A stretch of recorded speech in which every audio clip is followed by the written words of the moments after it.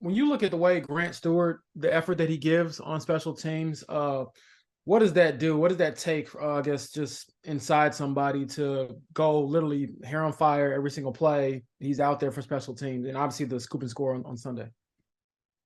Yeah, absolutely. We always describe it as playing like your hair's on fire. So that's good, James. I'm glad you're on the same page with us. So we're looking for guys on special teams. It's a lot of it comes down to, playing with passion, like wanting to be out there. There's certainly guys on the team that are here for offense and defense and maybe didn't think they're here for special teams, but everybody's got to have a role for us to win the game in all three phases. And we're looking for guys that play with relentless effort, have passion for the game of football. And those are the guys that are able to kind of make some of those splash plays. And when the opportunity is there to make a play, kind of be able to put themselves in position to scoop and score, and be able to cause fumbles or blocked punts or explosive returns and all those things just by playing with a relentless effort and kind of be able to win your one-on-one matchup. So Grant is certainly the standard for that. Tony Brown has certainly been the standard for that. This season for us, Ashton Doolin in the past, certainly been the standard for that. Zaire Franklin in special teams has been the standard for that. Those are all kind of examples that we always show our guys. Nate? Nick Cross has made an impact for you guys all season and obviously had the blocked punt on Sunday. But what have you seen from just sort of the buy-in and the development from him in that phase of the game where if he comes in, he wants to play some on defense, but buying into this role in the here and now, how has he gone about doing that? Yeah, I think he continues to get better. He's gotten better ever since, I've gotten here. And I think he's gotten better ever since he's been a Colt. And certainly he's learned a lot since his time when he first started, here with the Colts last year. And, he's extremely talented and he's kind of figured out different ways that he can continue to develop as a football player and prepare himself. And, with his physical skill set, he's been able to, make a lot of plays, whether it be tackles. He's really good in the return game at holding guys up and making blocks. And he's really bought into that role, which has allowed him to get more and more opportunities and get exposure for that, and both in defense and special teams. And just a quick follow-up, I mean, a play like Sunday when he gets the blocked punt, what do you feel like that does for a young player to kind of see just all that work pay off with a play that can change a game? Yeah, special teams is a great opportunity, for guys like Nick Cross to get momentum in a lot of different ways, making tackles. He's one of the leading tacklers in the NFL for special teams tackles, which obviously gets him a lot of momentum and confidence and allows him to keep playing better. And then you make a big splash play that everybody sees, like getting a blocked punt and being able to use his really good physical skill set to be able to do that and be locked in and change the game.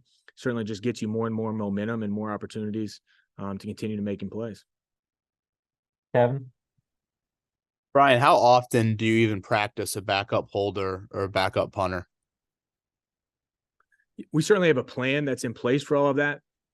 Usually we can handle a lot of that stuff within the specialist room with our kicker, punter, and long snapper. So very similar to obviously how the Titans were able to handle it. Nick Folk went in there and has experience being a punter. We would handle a lot of those different situations where Rigo and Matt can both kick and punt. We've used a variety of different holders. It's a lot of stuff that you work in training camp and in OTAs where you kind of work different holders and different long snappers. And then towards the end of each game week, we'll get some guys, some different reps at holding and some different reps at long snapping in case of an emergency. But certainly, it's difficult at times based on who's up and who's down and who's kind of had experience doing those different roles. But certainly something you try to get a lot of experience in to see what guys can do in OTAs and then kind of keep those best guys available as the season goes along. Joel? Between Grant and Tony, you've got some guys with some long hair, so using the hair on fire, it's got a little extra gumph there. The punt blocks, how do you know when to call them? Like how do you know when to call? I know you guys have different ones up for every game and everything like that. How do you know when it's time to put one on and not? Yeah, there are tendencies certainly when, as you look at other opponents and stuff, as people like calling them in certain areas of the field or certain downs and distance. So there's certain things to that goes into account. Certainly you don't want to give away exactly what everybody's preference is to how you call it, and some of those things that then your opponents know, hey, this is when they prefer to call rushes or they don't. But there's a variety of different factors that go into that in a game plan. Hey, we feel really good about it this week based on X, Y, and Z. Hey, they have a slower operation hey, there's a weakness in this matchup that we think we can exploit, so we'd like to be able to get that on film. There are some weeks, hey, the punter does a great job getting rid of the ball fast. It's going to be a little bit harder. Their PP does a really good job cleaning things up. This might not be the week to get something called. And you kind of figure out, based on, do we have a really good opportunity to generate return yards? Hey, we really feel like we have a really good opportunity to generate return yards, set up the offense with good field position. This is the situation we're going to try to generate return yards. Hey, we do think there's an opportunity with this matchup. And based on where we're at, in field position, down in distance, and the game, this is an opportunity to call it. It certainly helps when the defense is playing great and we get 7 opportunities with the opponent to punt, right? So the more punts they get, the more opportunities we have for some of those situations to be able to call, rush opportunities versus setting up a return. And it's really based on just kind of the point in the game, field position, down in distance, and it kind of changes or evolves based on the opponent and situation that the game is in. Grant was saying that he kind of sat in on a planning meeting last week. With guys who've played a lot of special teams, how much input do you take from those guys? Yeah, so I always try to tell our guys, especially guys that are experienced and played in the NFL, like, hey, I'm open. It's an open conversation to some of the ideas or things that are going to help them play better. And some of those top guys were certainly listening to some of those ideas. Myself and Joe Hastings are definitely listening to them. That doesn't mean we take, different ideas or things that they have, but some of our top guys, like Grant was in here, earlier today. He usually comes in and spends extra time going through things for the special teams game plan. And, there's sometimes, hey, we like a couple different things and we might bounce some ideas off of him at what's the best way to coach this. And what role does he think he could fit in maybe a certain scheme or some things, and we'll bounce some of those ideas off some of those guys and give them some ownership at times as well, for sure. 2 more, chat. Yeah, we talked to Shane yesterday. He talked like his trick plays, gadget plays. It's time and place situations. So I'm guessing, again, you're not going to get into specifics, but you saw something from the Titans. But have you ever been involved with back-to-back punts like that? Where things just worked? Uniquely, I have. I've been very blessed, fortunately, to be a part of some seasons where we've had a number of blocked kicks and punts. Last year in a game, fortunately, I was at the University of Notre Dame, and we had an opportunity to block a lot of punts. We did block back-to-back punts in a game last year. It was against UNLV, so the parity was a little bit different, Notre Dame versus UNLV, than obviously in the NFL. So it was definitely a special moment. The guys just did a really good job executing. It was a team effort all the way around. And they did a really good job executing and finishing the play. We really built off of, I think, the Buccaneers game. We really felt like we were close to blocking a punt and had a missed opportunity in the Buccaneers game. And I think guys really took ownership in that and were able to make the play this time.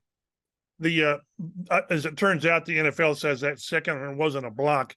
In your mind, it was a block because you guys executed so perfectly?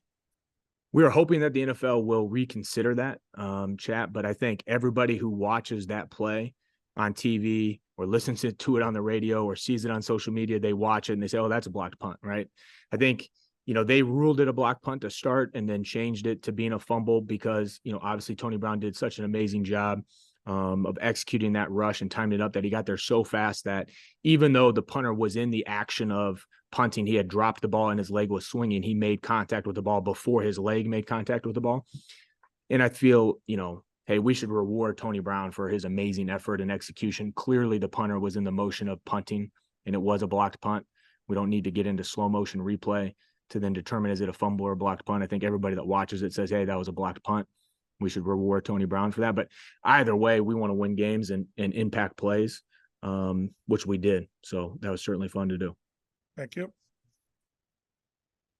Nate? What is it about Matt Gay that allows him to be so steady and consistent? And did you notice anything different out of him on Sunday when he's got the kid on the way and trying to figure out how to work that all out? I mean, how did he sort of handle the emotions of that day? Yeah, when he told us on Saturday, that their baby daughter was probably coming a week early, which caught us off guard, and that he was planning on leaving after the game. And so certainly it was in the back of my head at first, like, hey, his mind is obviously going to be elsewhere. How's he going to handle that? And I talked to him 2 different times about it, and he was very locked in, and he was able to multitask and handle all those things. which was just speaks to the mental preparation and toughness that he has. Like, he is very much a pro, and he's obviously a very talented kicker, both mentally and physically. And he's just always able to stay laser focused and, you know, have his mind in the place that it needs to be successful and stay within his routine. And, you know, he's just unbelievable at doing it regardless of the adversity or situation that he's gone through this season. Ever since I've known him, he's always really just kind of locked in and really, you know, positive. You know, he never thinks he's going to miss. He's really got that confidence. He always says he's never going to miss. And he just kind of goes out there and executes and is able to stay within that routine on a regular basis.